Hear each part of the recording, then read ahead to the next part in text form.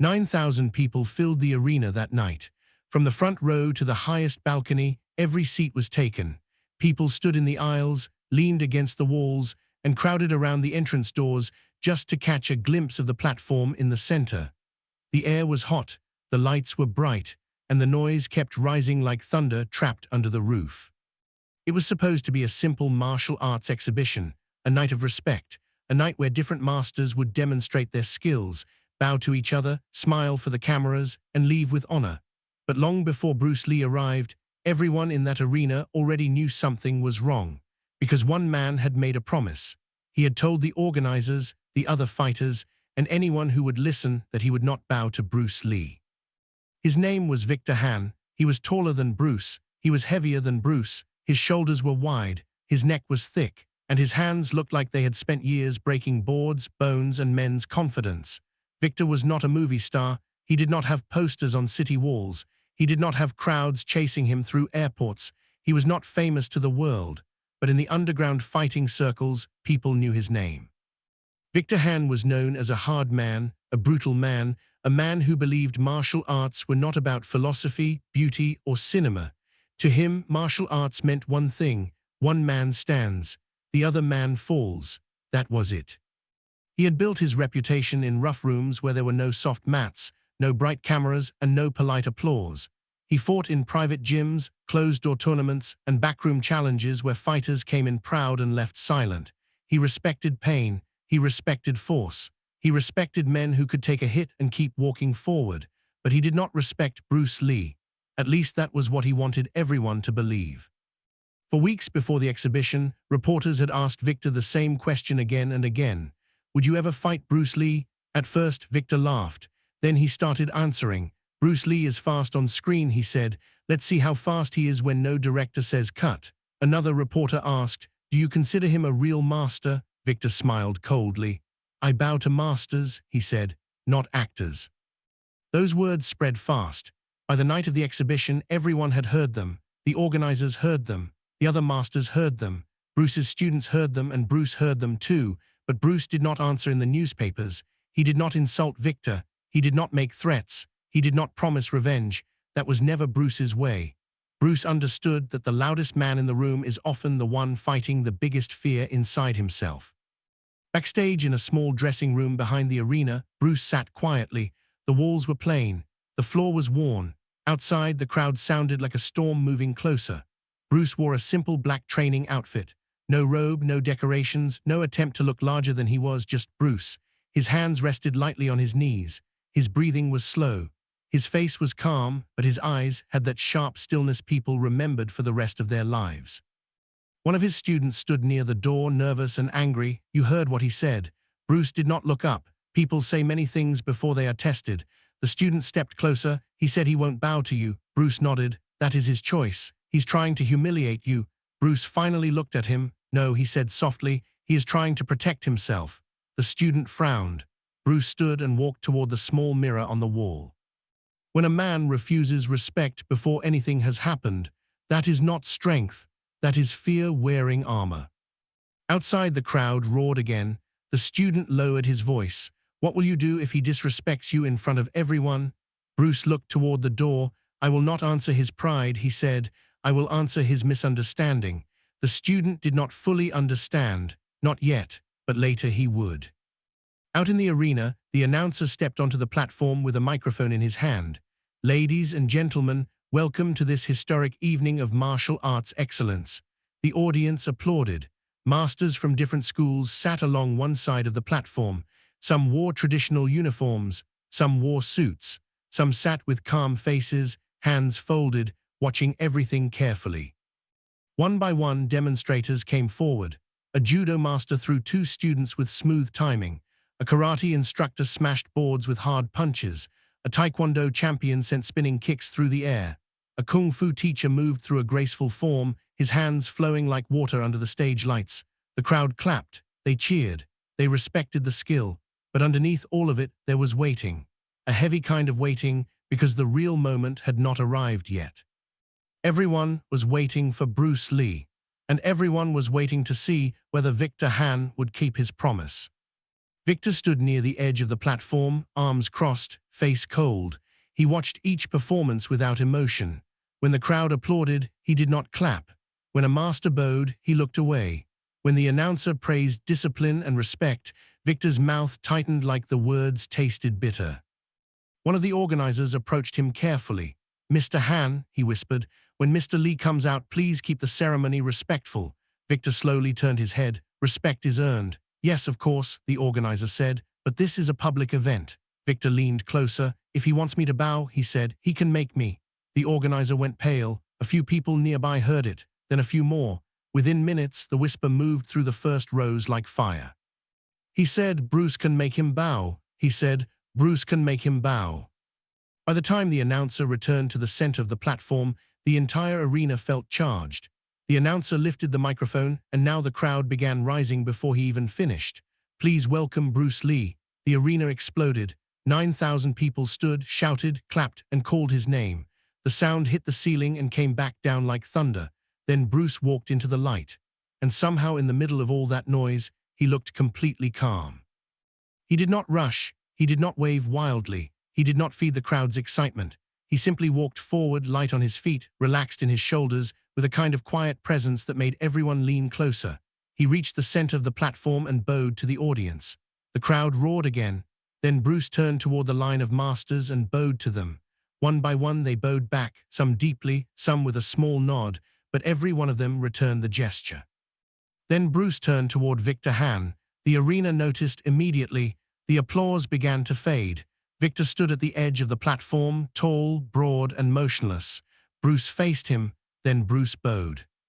It was not a mocking bow. It was not a shallow performance for the crowd. It was a real bow, a respectful bow from one martial artist to another. For 1 second, nothing happened. Then 2, then 3.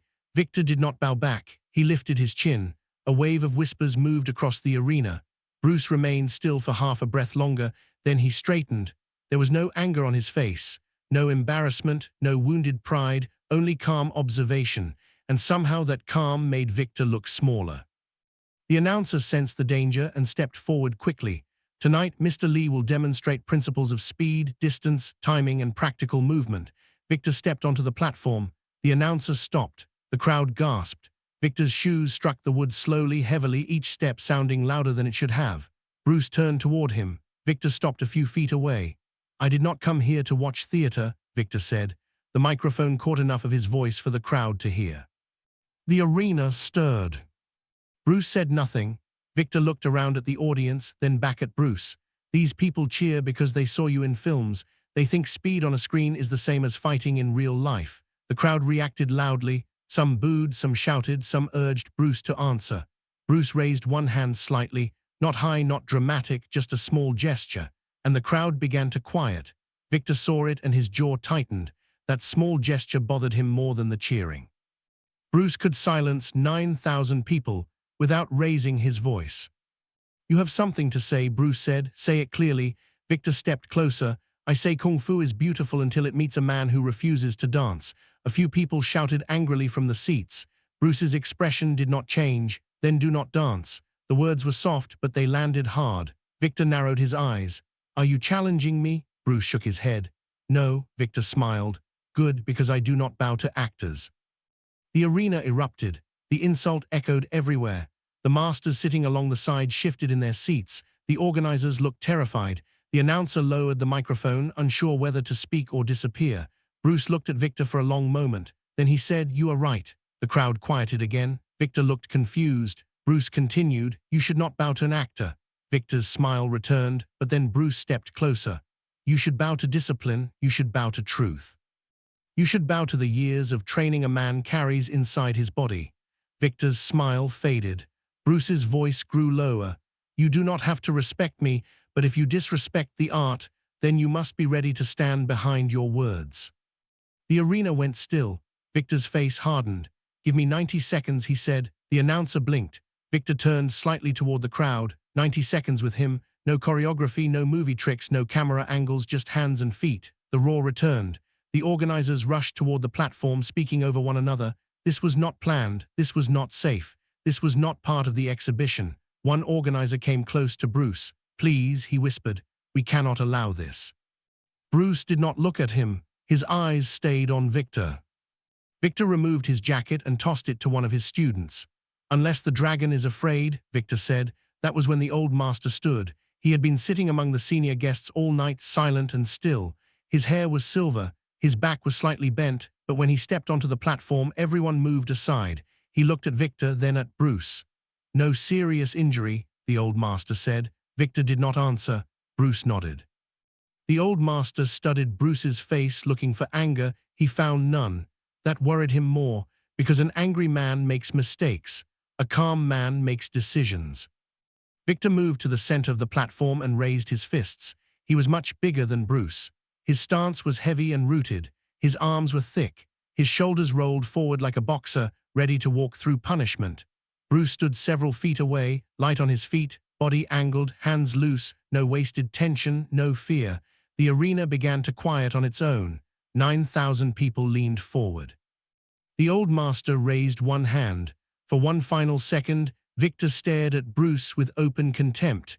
Bruce looked back with perfect calm. The old master dropped his hand.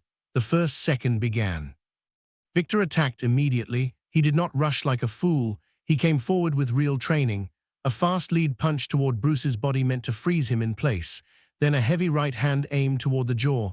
Bruce was not there, not because he ran, not because he jumped backward. He moved less than a foot, a small shift, a turn of the shoulder, a slight change of angle.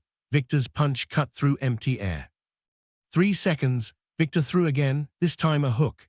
Bruce's hand touched Victor's wrist, barely more than a brush, but the punch slid past its target as if guided away by invisible force. The front row gasped. Victor snapped a low kick toward Bruce's thigh, a real kick, the kind that could deaden a leg. Bruce lifted his lead foot just enough for the kick to pass beneath it, then placed the foot back down almost exactly where it had started. 6 seconds, Victor's expression changed just slightly. He had expected Bruce to retreat, but Bruce did not retreat. That was the first problem in Victor's mind. He had believed speed meant running away, but Bruce's speed was different. Bruce stayed close, close enough to be hit, close enough to hit back, close enough to make every missed attack feel personal. Victor threw a short punch toward the ribs. Bruce slipped inside and tapped Victor lightly on the chest with 2 fingers. Not a strike, a message, I was here. Victor swung again. Bruce turned and tapped his shoulder. Another message.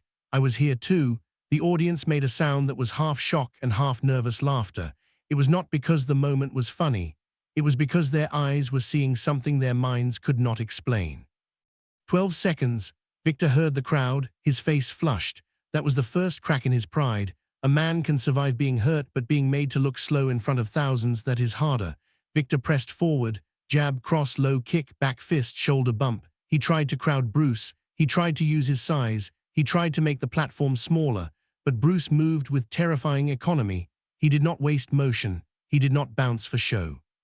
He did not throw flashy kicks for applause. He simply removed himself from danger by the smallest possible distance. A lean, a step, a wrist check, a turn of the hip. Victor's attacks kept arriving a fraction too late. 20 seconds. Victor caught Bruce's sleeve. The crowd gasped. For the first time, the larger man seemed to have control. Victor pulled hard, trying to drag Bruce into a knee strike, but Bruce did not resist the pull. He followed it, his body turned with Victor's force, his elbow folded, his shoulder disappeared from the line of attack, and suddenly Victor's own grip had twisted his balance sideways. Bruce's palm stopped 1 inch from Victor's throat. The first row saw it clearly. Victor saw it too, his eyes widened. Bruce could have struck the throat. He could have ended the exchange. He did not. He simply withdrew his hand. Victor stumbled back. The old master said quietly, enough. Victor ignored him. 30 seconds. Now Victor was breathing harder. Bruce was not. That detail changed the entire arena. At first, the crowd had watched like fans. Then they watched like spectators. Now they watched like witnesses. They were beginning to understand this was not a normal fight. It was not 2 men trying to hurt each other. It was 1 man trying to prove power through aggression and another man proving power through control. Victor wiped his mouth, though Bruce had not touched it. You move well, Victor said. Bruce looked at him. I have not moved very far. The line landed like a slap. Victor exploded. 40 seconds. He came in with full force, a heavy kick toward the body. Bruce jammed it before it fully opened, a punch over the top. Bruce slipped beneath it, a spinning back fist. Bruce stepped into the blind spot and appeared behind Victor's shoulder. The arena screamed. Victor spun around furious. Bruce was already facing him. For the first time, Victor hesitated, only for a fraction of a second. But in fighting, a fraction is a doorway. Bruce saw it, the master saw it, and deep inside, Victor felt it. He was no longer attacking Bruce. He was reacting to Bruce. 50 seconds. Bruce lifted his lead hand and made a small motion. Come, no arrogance, no smile, just an invitation. Victor came forward slower this time. He jabbed. Bruce parried. He jabbed again. Bruce parried again. Victor threw a third jab, preparing the right cross behind it. Bruce entered before the cross could begin. His foot landed. His hip turned. His fist touched Victor's chest. The sound was not loud, it was compact. A short, dull thud. Victor flew backward 3 steps. The crowd rose. Victor caught himself, one hand pressed to his chest, eyes wide with shock. It was not a movie strike. It was not a dramatic swing. It was power delivered from almost nothing. The kind of power that made people question what they had just seen. 60 seconds. The old master stepped forward. Stop. Victor shook his head. No, his voice was lower now, less confident, more desperate. The old master's eyes hardened. You have been shown, but Victor looked at the crowd. 9,000 faces looked back at him. He had insulted Bruce in front of them. He had refused the bow. He had called him an actor. He had asked for 90 seconds. And now, with 30 seconds left, he was losing something far more painful than a fight. He was losing the story he had built about himself. So, he did what desperate pride always does. He broke the spirit of the agreement. Bruce's hands were lowered. The old master was stepping in. The moment was almost over, and Victor lunged.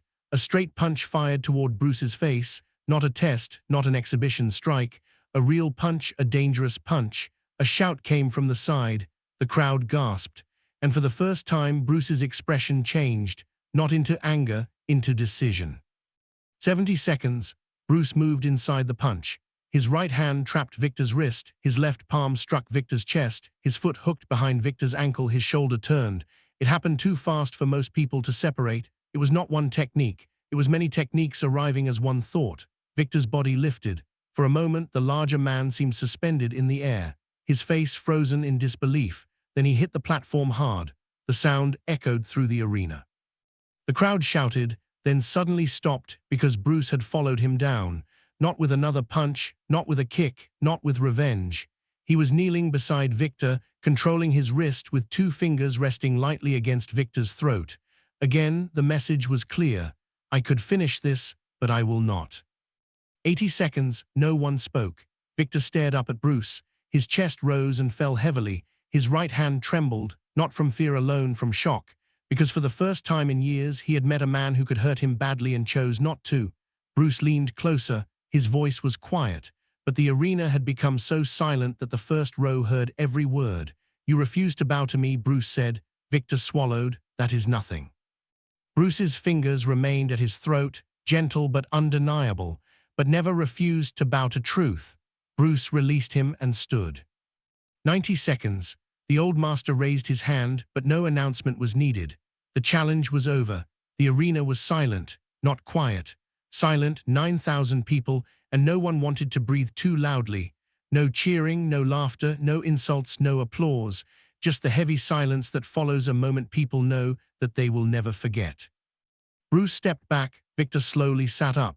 His students rushed forward, but he pushed them away. He looked at Bruce. Then he looked at the floor. Everyone waited. A proud man can make excuses. A humiliated man can attack again. A defeated man can pretend he was cheated. But Victor Hand did none of those things. He pushed himself to his feet. His chest hurt. His wrist ached. His pride was burning in front of 9,000 witnesses, but something in his eyes had changed. The arrogance was still there, but it had cracked open, and underneath it was something more honest. A man who had just discovered that strength without humility is only noise.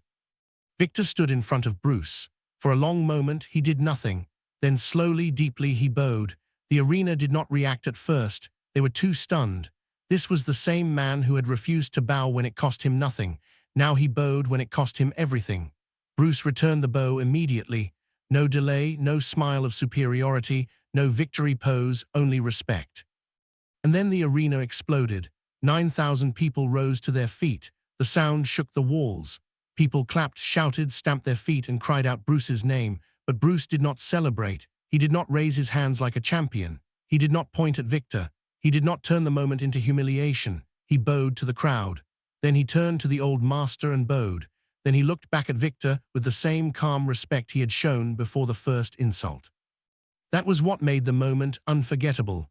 Bruce had not changed because Victor bowed. He had respected the art from the beginning. Victor was the one who had finally caught up. The announcer returned with the microphone, but his hands were shaking. "Ladies and gentlemen," he stopped. He had no words. How do you explain what had just happened? How do you turn silence into a sentence? Bruce gently took the microphone. The crowd quieted again, faster this time. They wanted to hear him. Bruce looked over the arena. "Many people think martial arts is about fighting," he said. He paused. "It is not." The arena listened. "Fighting is only one small part. Anyone can throw a punch. Anyone can become angry. Anyone can try to hurt another person." He turned slightly toward Victor, but there was no cruelty in his eyes. "The real question is this: can you control yourself when you have the power not to?" No one moved. Bruce continued. "A punch is easy. A kick is easy. Anger is easy. Ego is easy." He touched his chest lightly. "But discipline is difficult. Honesty is difficult. Respect is difficult." Victor lowered his eyes. Bruce looked back to the audience. "When a martial artist bows, he is not saying I am less than you. He is saying I recognize the path you have walked. He is saying for this moment my ego will not stand between me and learning." The words settled over the crowd. Then Bruce said, "Tonight this man stood behind what he believed. He had courage." Victor looked surprised. Bruce continued, "But courage without humility becomes blindness, and skill without respect becomes violence." The arena went still again. Bruce handed the microphone back. The exhibition technically continued after that. Other masters performed. Boards were broken, forms were shown, weapons flashed under the lights, but nobody remembered those demonstrations clearly. The night had already found its story. In the hallways afterward, people spoke in lowered voices.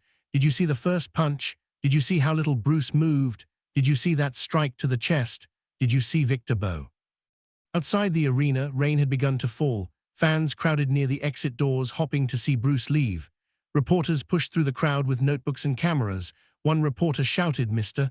Lee, were you angry when he called you an actor?" Bruce stopped. For a moment he looked amused. "I am an actor," he said. A few people laughed. Then Bruce added, "But I was a martial artist first."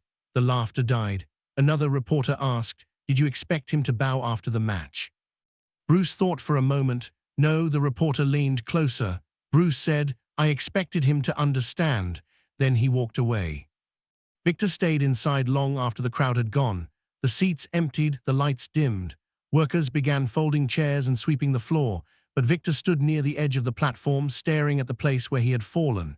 One of his students approached carefully. "Sensei?" Victor did not answer. The student looked ashamed. "He got lucky," the student said quietly. Victor turned sharply. "No," the student froze. Victor looked back at the empty floor. "No luck," his voice was heavy.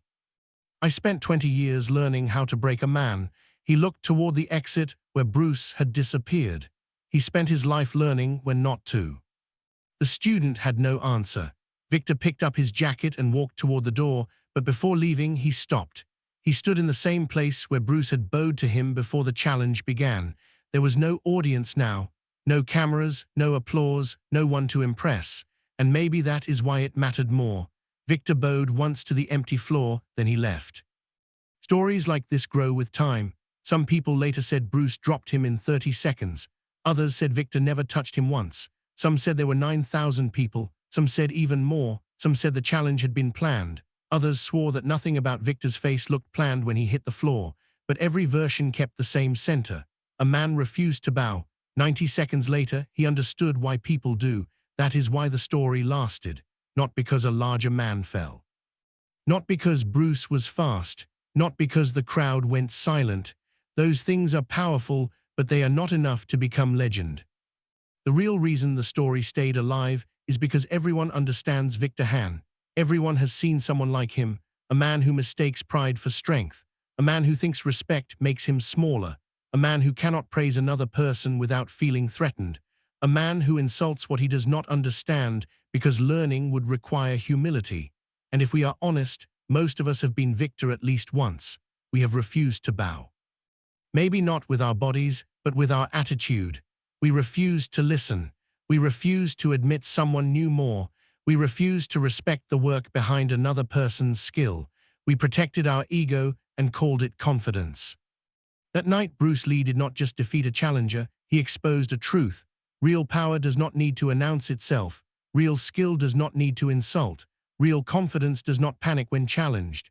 And real martial arts is not about destroying another man. It is about mastering yourself first. That was Bruce's greatest weapon, not the speed of his hands, not the snap of his kicks, not the famous one-inch power people whispered about. His greatest weapon was control. He could hurt Victor, everyone saw that, but he chose restraint, and restraint is the part most people forget. The crowd would have cheered if Bruce had knocked him unconscious. They would have screamed if he had humiliated him. They would have told an even louder story if Victor had left on a stretcher, but Bruce understood something deeper. The loudest victory is not always the greatest one. Sometimes the greatest victory is the one that gives your opponent a chance to become better. After that night, people said Victor changed. Not completely, not instantly. Men built from pride do not transform in one evening, but he became quieter. He bowed more carefully. He corrected his students with less cruelty. When younger fighters mocked other styles, Victor stopped them. When someone asked if Bruce Lee was only a movie star, Victor would stare at them for a long moment and say, "Do not confuse fame with weakness." Years later, one of his students claimed Victor kept a photograph from that night in his office. Not a photograph of the strike, not a photograph of Bruce standing over him, a photograph of the bow, two men facing each other, one humbled, one calm, both changed. Whether that photograph still exists, nobody knows, but the image remains because it says everything. There is a reason martial artists bow before they train. It is not empty tradition. It is a warning. Leave your ego outside. Enter with respect. Learn what you can. And when the truth arrives, do not be too proud to receive it. Sometimes the truth comes gently through a teacher's correction, through years of repetition, through failure when no one is watching. And sometimes if a man refuses every quiet lesson, the truth arrives in 90 seconds in front of 9,000 silent people. Bruce Lee once taught that usefulness matters more than appearance. Absorb what is useful, reject what is useless, add what is your own. That night, Victor had to reject the most useless thing he carried, his arrogance. He came to the arena believing a bow would make him smaller, but by the end, the bow was the only thing that made him bigger, because humility is not weakness. Humility is the strength to stand in front of truth without running from it. The night began with noise, a roaring crowd, a public insult, a proud challenger, a refusal, but the moment everyone remembered was silence. The silence after Victor hit the floor, the silence before he bowed, the silence of 9,000 people realizing they had not just watched a man lose, they had watched a man learn. And Bruce Lee, standing in the center of it all, did not need to demand respect. He did not need to shout that he was the master. He did not need to punish the man who disrespected him. He simply showed the truth, and the truth was faster than pride, sharper than insult, stronger than muscle.